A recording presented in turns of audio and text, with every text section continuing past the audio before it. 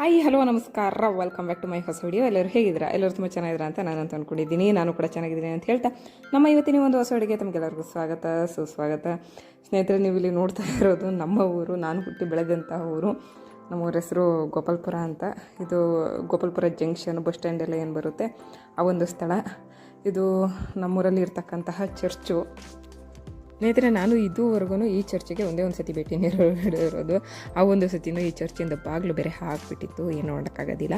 ಅದಾದಮೇಲೆ ನಾವು ಮ್ಯಾಪ್ ಹಾಕ್ಕೊಂಡು ಏರಿ ರೆಸಾರ್ಟ್ ಕಡೆ ಹೊಟ್ಟಿದ್ದು. ಏನಕ್ಕೆ ಅಂತಂದರೆ ಇಲ್ಲಿ ನಮ್ಮ ರಿಲೇಷನ್ ಒಬ್ಬರು ಎಂಗೇಜ್ಮೆಂಟ್ ಇತ್ತು, ಆ ಒಂದು ಕಾರಣಕ್ಕೋಸ್ಕರ ಕರೆದಿದ್ರು, ಹಾಗಾಗಿ ಹೋಗ್ತಾಯಿದ್ದು. ನೀವು ಇಲ್ಲಿ ಎಡದ ಕಡೆ ನೋಡ್ತಾ ಇದ್ರಲ್ವ, ಈ ಒಂದು ರೋಡು ದೇವ್ ರೆಸಾರ್ಟ್ ಅಂತ ಇದೆ. ಆ ಒಂದು ದೇವ್ ರೆಸಾರ್ಟಿಗೆ ಹೋಗುವಂತಹ ರೋಡು. ಅಲ್ಲಿಂದ ಸ್ವಲ್ಪ ಮುಂದೆ ಬಂದರೆ ಈ ಒಂದು ಏರಿ ರೆಸಾರ್ಟ್ ಸಿಗುತ್ತೆ. ಇಲ್ಲಿಗೆ ನಾವು ತಲುಪಾದ್ಮೇಲೆ ನಮ್ಮ ದ್ವಿಚಕ್ರ ವಾಹನವನ್ನು ನಾವು ಇಲ್ಲಿ ಪಾರ್ಕ್ ಮಾಡಿ ಅಲ್ಲಿಂದ ನಡ್ಕೊಂಡು ಹೋದು. ಇಲ್ಲಿ ನೋಡ್ಬೋದು ಒಳ್ಳೆ ಒಳ್ಳೆ ಕಾರ್ಗಳಂತೂ ಇತ್ತು. 4x4 Mahendra Thar black colour. ನೋಡಿ ಹೆಂಗೆ ಸಖತ್ತಾಗಿ ಕಾಣಿಸ್ತೈತೆ ಅಂತ. ಯಾವುದೇ ಶುಭ ಸಮಾರಂಭಗಳಲ್ಲಿ ಮುಖ್ಯವಾಗಿ ಬೇಕಾಗಿರುವಂತಹದ್ದು ಗುರು ಹಿರಿಯರ ಒಂದು ಆಶೀರ್ವಾದ. ಆ ಒಂದು ಕಾರಣಕ್ಕೋಸ್ಕರ ಅವರು ಸಿಡಿಗಳ್ಳೆ ಮಠದ ಸ್ವಾಮೀಜಿಗಳನ್ನ ಕರೆಸಿದ್ರು. ಅದಾದಮೇಲೆ ಅಲ್ಲೇ ಕೂತಿದ್ವಲ್ಲ, ಇನ್ನೇನು ಮಾಡೋದು, ಒಂದೆರಡು ಫೋಟೋಗಳನ್ನ ತಗೊಂಡು ಅಲ್ಲಿಂದ ಊಟ ಕೊಡ್ತಾಯಿದ್ರು ಅಂತ ಹೇಳ್ಬಿಟ್ಟು ಊಟದ ಕಡೆ ನಾವು ಹೊರಟು. ನಾವು ಹೋದಾಗಲೇ ಸ್ವಲ್ಪ ಲೇಟಾಗಿ ಹೋಗಿತ್ತು. ನಾನಿಲ್ಲಿ ತುಂಬ ನನಗೆ ಖುಷಿಯಾಗಿದ್ದೇನೆ ಗೊತ್ತಾ. ನೋಡಿ, ಇಲ್ಲಿ ಕಾಫಿ ಗಿಡದ ಬುಡ ಬರುತ್ತಲ್ವ, ಅದರಲ್ಲಿ ಮಾಡಿರೋಂತಹ ಒಂದು ಡೈನಿಂಗ್ ಟೇಬಲ್ ಹಾಗೆ ಚೇರ್ಗಳು ತುಂಬ ಅಂದರೆ ತುಂಬ ಚೆನ್ನಾಗಿ ಕಾಣಿಸ್ತಾ ಇತ್ತು. ನೋಡಿ ಇಲ್ಲಿ ಎಷ್ಟೊಂದು ಅಟ್ರಾಕ್ಟಿವ್ ಆಗಿ ಕಾಣಿಸ್ತಾ ಇತ್ತು. ನಾವೇನು ಮಾಡ್ತೀವಿ ಅಂತ ಅಂದರೆ, ಈ ಗಿಡಗಳು ಕಾಯಿಲೆ ಬಂದಾಗ ಅಂದರೆ ಹೆಚ್ಚು ಬರೋದು ಬೋರ್ಲು ಗಿಡ, ಅಂದರೆ ಅದೊಂದು ಹುಳ ಟೈಪ್ ಬರುತ್ತೆ. ಆ ಒಂದು ಹುಳ ಬಂದಾಗ ಆ ಒಂದು ಬೋರ್ಲು ಗಿಡನ ಕಿತ್ತಿ ಸುಟ್ಬಿಟ್ಟು ಹಾಕ್ತೀವಿ. ಇವರು ನೋಡಿ ಅದರಲ್ಲೇ ಡೈನಿಂಗ್ ಟೇಬಲ್ ಸಹ ಮಾಡಿಬಿಟ್ಟಿದ್ದಾರೆ. ಅದಾದ ಮೇಲೆ ನಾವು ಇಲ್ಲಿ ವಾಟರ್ ಬಾಟ್ಲ ತೊಗೊಂಡು ಪ್ಲೇಟ್ನ ತೊಗೊಂಡು ಊಟನ ಹಾಕಿಸ್ಕೊಳ್ಬೋದು. ಏನೇ ಹೇಳಿ ಸ್ನೇಹಿತರೆ, ಯಾವುದೇ ಸಭೆಗಳಾಗಲಿ ಸಮಾರಂಭಗಳಾಗಲಿ ಮೊದಲೆಲ್ಲ ಏನಾಗ್ತಾಯಿತ್ತು ಅಂತ ಅಂದರೆ ಬಳೆದೆಲೆ ಮೇಲೆ ಕೂರಿಸಿ ನಮಗೆ ಊಟ ಹಾಕ್ತಾಯಿದ್ರು. ಆದರೆ ಇವಾಗ ಆ ರೀತಿ ರೂಲ್ಸ್ ಎಲ್ಲ ಇರಲ್ಲ.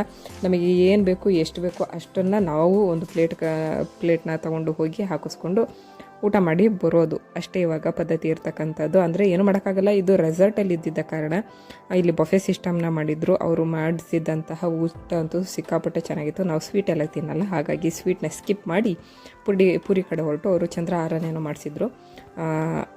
ನನಗೇನೋ ಜಾಸ್ತಿ ಸ್ವೀಟ್ ಎಲ್ಲ ಇಷ್ಟ ಆಗಲ್ಲ ಸ್ನೇಹಿತರೆ. ಪೂರಿ ಸಾಗು ಹಾಕಿಸ್ಕೊಂಡು ಹೋಗಿ ಒಂದು ರೌಂಡ್ ಬ್ಯಾಟಿಂಗ್ ಮಾಡ್ಕೊಂಡು ಬಂದು, ಅದಾದಮೇಲೆ ಮತ್ತೆ ಪಲಾವು ಹಾಗೆ ಮೊಸರು ಗೊಜ್ಜು, ಇನ್ನೇನು ಮಾಮೂಲಿ ಅನ್ನ ಸಾಂಬಾರು ಎಲ್ಲನೂ ತುಂಬ ಅಚ್ಚುಕಟ್ಟಾಗಿ ಮಾಡಿಸಿದ್ರು. ಯಾರೇ ಆಗಲಿ ಯಾವಾಗಲೇ ಆಗಲಿ, ಈ ಬರೀ ಫಂಕ್ಷನ್ಗಳು ಅಂತ ಅಲ್ಲ, ಮನೇಲೇ ಆಗಿರ್ಬೋದು, ಊಟವನ್ನು ಎಷ್ಟು ಬೇಕೋ ಅಷ್ಟು ಮಾತ್ರ ಹಾಕಿಸ್ಕೊಳ್ಳಿ. ನೋಡಿ ಇಲ್ಲಿ ನಾನಂತೂ ಸಂಪೂರ್ಣವಾಗಿ ಊಟ ಮಾಡೇ ಬರೋದು. ಎಷ್ಟು ಬೇಕೋ ಅಷ್ಟು ಹಾಕಿಸ್ಕೊಳ್ಳಿ. ಅದಾದ ಮೇಲೆ ಊಟವನ್ನು ದಯಮಾಡಿ ವೇಸ್ಟ್ ಮಾತ್ರ ಮಾಡೋಕ್ಕೆ ಹೋಗಬೇಡಿ. ಯಾಕಂದರೆ ಎಷ್ಟೋ ಜನಕ್ಕೆ ಊಟಕ್ಕೆ ಎಷ್ಟು ಕಷ್ಟಪಡಬೇಕಾಗಿರುತ್ತೆ. ಅದರಲ್ಲೂ ನಾನು ಒಬ್ಬ ರೈತ ತಂದೆಯ ಮಗಳಾಗಿ ಹೇಳ್ತಾ ಇದ್ದೀನಿ, ಯಾವುದೇ ಫಂಕ್ಷನ್ಗಳಿಗೆ ಹೋಗಲಿ ಅಲ್ಲಿ ಊಟವನ್ನು ದಯಮಾಡಿ ವೇಸ್ಟ್ ಅಂತೂ ಮಾಡೋಕ್ಕೆ ಹೋಗಬೇಡಿ. ಊಟ ಆದಮೇಲೆ ಇನ್ನೇನು ಮಾಡೋದು, ಒಂದು ರೌಂಡ್ ರೆಸಾರ್ಟ್ ಎಲ್ಲ ಸುತ್ಕೊಬರೋಣ ಅಂತ ಹೋದೋ. ರೆಸಾರ್ಟ್ ಮಾತ್ರ ತುಂಬ ಅಂದರೆ ತುಂಬ ಚೆನ್ನಾಗಿತ್ತು.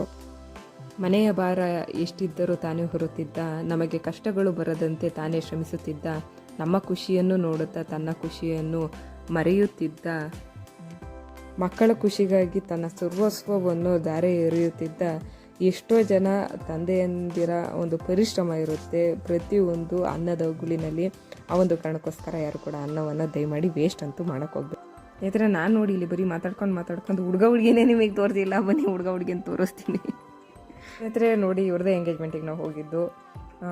ಹೊಸದಾಗಿ ತಮ್ಮ ವೈವಾಹಿಕ ಜೀವನಕ್ಕೆ ಒಂದು ಮುನ್ನುಡಿಯಾಗಿ ಎಂಗೇಜ್ಮೆಂಟನ್ನು ಮಾಡ್ಕೊಂಡಿರುವಂತಹ ಒಂದು ನವಜೋಡಿಗಳು ಸದಾಕಾಲ ಸಂತೋಷವಾಗಿ ಜೊತೆಯಾಗಿ ತಮ್ಮ ಜೀವನವನ್ನು ಸಾಗಿಸ್ಲಿ ಅಂತ ಶುಭ ಹಾರೈಸುತ್ತಾ ನಾವು ಮತ್ತೆ ರೆಸಾರ್ಟ್ ಕಡೆ ಹೋಗೋಣ ಅಲ್ವಾ. ರೆಸಾರ್ಟ್ ನೋಡ್ಕೊಬರೋಣ ಬನ್ನಿ. ಸ್ನೇಹಿತರೆ, ಏನು ಗೊತ್ತಾ, ನನಗೆ ಈ ಒಂದು ಕಲರ್ ಹೂ ನೋಡಿ ತುಂಬ ಒಂಥರ ಖುಷಿ ಆಯಿತು. ಗೊತ್ತಾ, ಈ ಒಂದು ಕಲರ್ದು ಹೂನ ನಾನು ನನ್ನ ಮಂಗಳೂರು ಟ್ರಿಪ್ಪಲ್ಲಿ ಯಾವುದು ಹನುಮಂತ ದೇವಸ್ಥಾನ ಇದೆಯಲ್ವ, ಪಂಚಮುಖಿ ಆಂಜನೇಯನ ದೇವಸ್ಥಾನ, ಆ ಒಂದು ದೇವಸ್ಥಾನದಲ್ಲೂ ಸಹ ಇದೇ ಕಲರ್ದು ಒಂದು ಹೂ ಇತ್ತು. ಅವಾಗ ನೋಡಿದ್ದು. ಅದಾದಮೇಲೆ ನಾನು ಇಲ್ಲಿ ನೋಡ್ತಾ ಇರೋದು ತುಂಬ ಒಂಥರ ಖುಷಿ ಆಯಿತು. ನೀವು ಇಲ್ಲಿ ರೆಸಾರ್ಟ್ನ ನೋಡ್ಬೋದು, ತುಂಬ ಸ್ವಚ್ಛತೆಯನ್ನು ಕಾಪಾಡಿದ್ದಾರೆ. ಹಾಗೆ ಹಚ್ಚ ಹಸಿರು ಮಧ್ಯದಲ್ಲಿ ಇರ್ತಕ್ಕಂಥ ಒಂದು ರೆಸಾರ್ಟ್ ಆಗಿದೆ. ತುಂಬ ಅಂದರೆ ತುಂಬ ಚೆನ್ನಾಗಿದೆ. ಇಲ್ಲಿ ಯಾರಾದರೂ ಫ್ಯಾಮಿಲಿ ಎಲ್ಲ ಒಟ್ಟಿಗೆ ಫ್ಯಾಮಿಲಿ ಸಮೇತನೇ ಬರೋದು. ಇಲ್ಲಿ ಕೂತ್ಕೊಂಡು ಮಾತುಕತೆ ಎಲ್ಲ ಆಡೋಕ್ಕೆ ತುಂಬ ಚೆನ್ನಾಗಿದೆ. ನನಗೆ ಇಲ್ಲಿ ಕಾಯಿನ್ ಬಾಕ್ಸು ಇಟ್ಟಿರೋದು ತುಂಬ ಒಂಥರ ವಿಶೇಷ ಅಂತ ಅನ್ನಿಸ್ತು. ಯಾಕೆ ಗೊತ್ತಾ, ನಾವು ಚಿಕ್ಕದ್ರಲ್ಲಿ ಇರಬೇಕಾದ್ರೆ ತುಂಬ ಇದನ್ನು ಉಪಯೋಗಿಸಿರ್ತೀವಲ್ವ. ನಾವು 19 ಕಿಡ್ಸ್ ಇದ್ದೀವಲ್ಲ, ತುಂಬ ಒಂಥರ ಸ್ಪೆಷಲ್. ನಾವು ಯಾವ ನಿಮ್ಮದು ವಾ, ಏನೇ ಆದರೂ ಬಾಲ್ಯದ ಜೀವನನೇ ಒಂಥರ ಚೆನ್ನಾಗಿತ್ತು. ಈ ಮಕ್ಳಿಗೆ ನೋಡಿ ಯಾವುದ್ರ ಬಗ್ಗೆನೂ ಅರಿವೇ ಇಲ್ಲ. ನಾಳೆ ಈ ಹೋಗಿ ನಾನು ಮನೆಗೆ ಹೋಗಿ ಏನು ಕೆಲಸ ಮಾಡಬೇಕು ಅಥವಾ ಏನು ಗೊತ್ತಿಲ್ಲ. ಇನ್ನೂ ಚೆನ್ನಾಗಿ ಕುಡಿತಾರೆ, ಮನೆಗೂ ಹೋಗಿ ಚೆನ್ನಾಗಿ ಕುಡಿತಾರೆ. ತುಂಬ ಅಂದರೆ ತುಂಬ ಮಿಸ್ ಮಾಡ್ಕೊಳ್ತಿದ್ದೀನಿ ನಾನಂತೂ. ರೆಸಾರ್ಟ್ ಮಾತ್ರ ನಾನು ಹೇಳಿದಂಗೆ ತುಂಬ ಚೆನ್ನಾಗಿದೆ. ಯಾಕಂದರೆ ಹಚ್ಚ ಹಸಿರು ಮಧ್ಯದಲ್ಲಿತ್ತು. ಮತ್ತು ನೀರಿನ ವ್ಯವಸ್ಥೆನೂ ಅಷ್ಟೇ ತುಂಬ ಅಂದರೆ ತುಂಬ ಚೆನ್ನಾಗಿದೆ. ನೀವಿಲ್ಲಿ ನೋಡ್ತಾ ಇರ್ಬೋದು, ಎಲ್ಲ ರೂಮುಗಳಿಗೂ ಸಹ ಗ್ಯಾಸ್ ಗೀಸರ್ಗಳನ್ನ. ಮತ್ತು ಇನ್ನೊಂದು ಏನಪ್ಪ ಅಂತ ಅಂದರೆ ಈ ರೀತಿ ಹಂಚುಗಳನ್ನ ಹಾಕಿರೋದ್ರಿಂದ ವಾತಾವರಣವೂ ಒಂಥರ ತಂಪಾಗಿರುತ್ತೆ. ನೀವು ನೋಡ್ಬೋದು, ಎತ್ತ ನೋಡಿದರೂ ಅಷ್ಟೇ ನಿಮಗೆ ಹಸಿರು ಗಿಡಗಳು, ಮರಗಳು, ಹೂವಿನ ಗಿಡಗಳು ನಿಮಗಿವೇ ಕಾಣಿಸ್ತದೆ. ಹಸಿರನ್ನು ತುಂಬ ಪ್ರೀತಿಸುವವರು, ಹಾಗೆ ಕೂಲಾಗಿರಬೇಕು, ಹಾಗೆ ಪ್ರಶಾಂತವಾಗಿರಬೇಕು ಅಂತ ಅನ್ನೋರು ಈ ರೀತಿಯ ರೆಸಾರ್ಟ್ಗಳನ್ನ ಆಯ್ಕೆ ಅಂತೂ ಮಾಡ್ಕೊಳ್ತಾರೆ. ಅದಾದಮೇಲೆ ನಮ್ಮದು ಒಂದು ಇರಲಿ ಅಂತ ಹೇಳ್ಬಿಟ್ಟು ಒಂದೆರಡು ಫೋಟೋಗಳನ್ನ ತಗೊಂಡು. ಸ್ನೇಹಿತರೆ, ನೀವಿಲ್ಲಿ ನೋಡುತ್ತಾ ಇರ್ಬೋದು, ಇಲ್ಲೂ ಮಕ್ಕಳಿಗೆ ಸ್ವಲ್ಪ ಆ್ಯಕ್ಟಿವಿಟೀಸ್ ಥರ ಏನಾದರೂ ಆಟ ಆಡಲಿಕ್ಕೆ ಅಂತ ಹೇಳ್ಬಿಟ್ಟು ಸ್ವಲ್ಪ ಮಾಡಿದ್ದಾರೆ. ಅದಾದಮೇಲೆ ಪಾರ್ಕಿಂಗ್ ವ್ಯವಸ್ಥೆನೂ ಅಷ್ಟೇ ತುಂಬ ಅಂದರೆ ತುಂಬ ಚೆನ್ನಾಗಿದೆ. ಅಂದರೆ ರೆಸಾರ್ಟ್ ಒಳಗಡೆ ನಿಮಗೆ ಒಂದೊಳ್ಳೆ ಪಾರ್ಕಿಂಗ್ ವ್ಯವಸ್ಥೆನೂ ಸಹ ಇದೆ. ಸ್ನೇಹಿತರೆ, ಇನ್ನೇನು ಎಂಗೇಜ್ಮೆಂಟಿಗೆ ಬಂದಾಯಿತು. ಎಂಗೇಜ್ಮೆಂಟು ಆಯಿತು, ಊಟನೂ ಆಯಿತು, ರೆಸಾರ್ಟು ಸುತ್ತಾಯಿತು. ಇನ್ನೇನು ಮಾಡೋದು, ಇನ್ನು ಮನೆ ಕಡೆ ಹೊರಡೋಣ ಅಂತ ಅಂದ್ಬಿಟ್ಟು ಇಲ್ಲಿ ರೆಸಾರ್ಟೆಲ್ಲ ನೋಡಿಕೊಂಡು ಹೊರಡ್ತಾ ಇದ್ದು. ಆಗ ನನಗೆ ಈ ಒಂದು ಬ್ಲ್ಯಾಕ್ ಕಲರ್ದೊಂದು ಕಾರು ಕಣ್ಣಿಗೆ ಬಿತ್ತು. ಕಾರ್ ಮಾತ್ರ ತುಂಬ ಅಂದರೆ ತುಂಬ ಚೆನ್ನಾಗಿತ್ತು, ನೋಡಲಿಕ್ಕೆ ಒಳ್ಳೆ ಲಕ್ಸುರಿ ಕಾರ್ ಥರ ಸಖತ್ತಾಗಿತ್ತು. ಇರಲಿ ಅಂತ ಹೇಳ್ಬಿಟ್ಟು ಒಂದು ವಿಡಿಯೋ ಮಾಡಿಕೊಂಡೆ. ಅದಾದಮೇಲೆ ಮನೆ ಕಡೆ ಹೊರಟು ಮನೆಗೆ ಹೋಗುವ ದಾರಿಯಲ್ಲಿ ಇದು ಮುಳ್ಳೂರಲ್ಲಿ ಒಂದು ಗೌರಿ ಗಣೇಶನ ಸ್ಥಾಪನೆ ಮಾಡಿದರು. ಆ ಒಂದು ಮುಳ್ಳೂರಿನ ಗೌರಿ ಗಣೇಶವನ್ನು ವಿಸರ್ಜನೆಯನ್ನು ಮಾಡಲಿಕ್ಕೆ ಅಂತ ಹೇಳ್ಬಿಟ್ಟು ಮೆರವಣಿಗೆ ಮೂಲಕ ನಮ್ಮೂರಿಗೆ ತಂದಿದ್ರು. ನಮಗೆ ಅಲ್ಲಿ ನಾವು ಹೋಗೋಷ್ಟೊತ್ತಿಗೆ ಏನಾಗಿತ್ತು ಅಂದರೆ ನಮ್ಮೂರಿಂದ ಅವರು ವಾಪಸ್ಸು ಬರ್ತಾಯಿದ್ರು ರಿಟರ್ನು. ಅವಾಗಿರಲಿ ಅಂತ ಹೇಳ್ಬಿಟ್ಟು ಒಂದು ವಿಡಿಯೋ ಮಾಡ್ಕೊಳ್ಳೋಣ ಅಂತ ಅಂದ್ಬಿಟ್ಟು ಮಾಡಿದೆ. ತುಂಬ ಚೆನ್ನಾಗಿತ್ತು. ಅಂತೂ ಗೌರಿ ಗಣೇಶನ ಬಿಡುವಾಗ ಧ್ವನಿವರ್ಧಕಗಳಂತೂ ಎಲ್ಲ ಕಡೆ ಇರುತ್ತೆ. ಏನು ಡಿ ಜೆ ಅಂತ ಏನು ಕರಿತೀವಿ ಅದಂತೂ. ಈ ಒಂದು ಕ್ಯಾಂಟ್ರ್ ನೋಡೇ ನನಗೆ ಎದುರಕ್ಕಾಗೋಯ್ತು. ಸೌಂಡ್ ಯಾವ ಥರ ಕೇಳಿಸ್ತಾ ಇತ್ತು ಅಂತ ಅಂದರೆ ನಮ್ಮನೇನೆ ಒಂಥರ ಶೇಕ್ ಆಗ್ತಾಯಿತ್ತು. ಶೇಕಿಟ್ ಪುಷ್ಪವತಿ ಅಂತ ಅಳ್ಳಾಡ್ತಾಯಿತ್ತು. ಅಷ್ಟು ಒಂದು ಸೌಂಡ್ ಜಾಸ್ತಿ ಆಗಿತ್ತು. ಈ ಒಂದು ಸೌಂಡು ಕೇಳ್ತಾ ಇದ್ದರೆ ಎಂತಹ ಡ್ಯಾನ್ಸ್ ಮಾಡಲಿಕ್ಕೆ ಬರ್ದೇ ಇರೋರು ಸಹ ಒಂದೆರಡು ಸ್ಟೆಪ್ ಹಾಕ್ಬಿಟ್ಟು ಬರಬೇಕು. ಅಷ್ಟು ಅಂದರೆ ಅಷ್ಟು ಸೌಂಡು ತುಂಬ ಅಂದರೆ ತುಂಬ ಚೆನ್ನಾಗಿ ಕಾಣಿಸ್ತಾ ಇತ್ತು. ಇವರೆಲ್ಲ ಅಂದರೆ ನಮ್ಮೂರಿಂದ ವಾಪಸ್ ಬರ್ತಾಯಿದ್ದಿದ್ದಲ್ವ, ಹಂಗಾಗಿ ಸುಮ್ಮನೆ ನಡ್ಕೊಂಡು ಹೋಗ್ತಾ ಇದ್ದಾರೆ. ಇಲ್ಲ ಅಂತ ಅಂದಿದ್ರೆ ಎಲ್ಲರೂ ಎರಡು ಸ್ಟೆಪ್ ಹಾಕ್ಬಿಟ್ಟು ಹೋಗ್ತಾಯಿದ್ರು.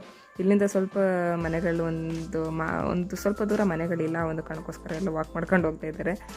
ಅಲ್ಲಿ ಮುಂದೆ ಮನೆಗಳಿದೆಯಲ್ವ, ಅಲ್ಲೆಲ್ಲ ಡ್ಯಾನ್ಸ್ನ ಮಾಡ್ತಾ ಇರ್ತಾರೆ.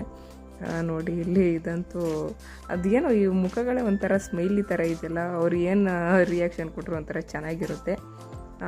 ಇನ್ನೇನು ಈ ಒಂದು ವಿಡಿಯೋನ ಮುಗಿಸೋಂಥ ಸಮಯ ಬಂದಿದೆ, ಗೊತ್ತಲ್ವಾ? ವಿಡಿಯೋ ಇಷ್ಟ ಆಗಿದ್ರೆ ಲೈಕ್ ಮಾಡಿ, ಹಾಗೆ ಹೊಸದಾಗಿ ನೋಡ್ತಾ ಇರೋರು ಸಬ್ಸ್ಕ್ರೈಬ್ ಮಾಡ್ಕೊಳ್ಳಿ ಅಂತ ಹೇಳ್ತಾ ನಮ್ಮ ಇವತ್ತಿನ ಒಂದು ವಿಡಿಯೋನ ಮುಗಿಸ್ತಾ ಇದ್ದೀನಿ. ಮತ್ತೆ ಇನ್ನೊಂದು ವಿಡಿಯೋ ಜೊತೆ ಬರ್ತೀನಿ. ಅಲ್ಲಿ ತನಕ ಟೇಕ್ ಕೇರ್, ಬಾಯ್ ಬಾಯ್.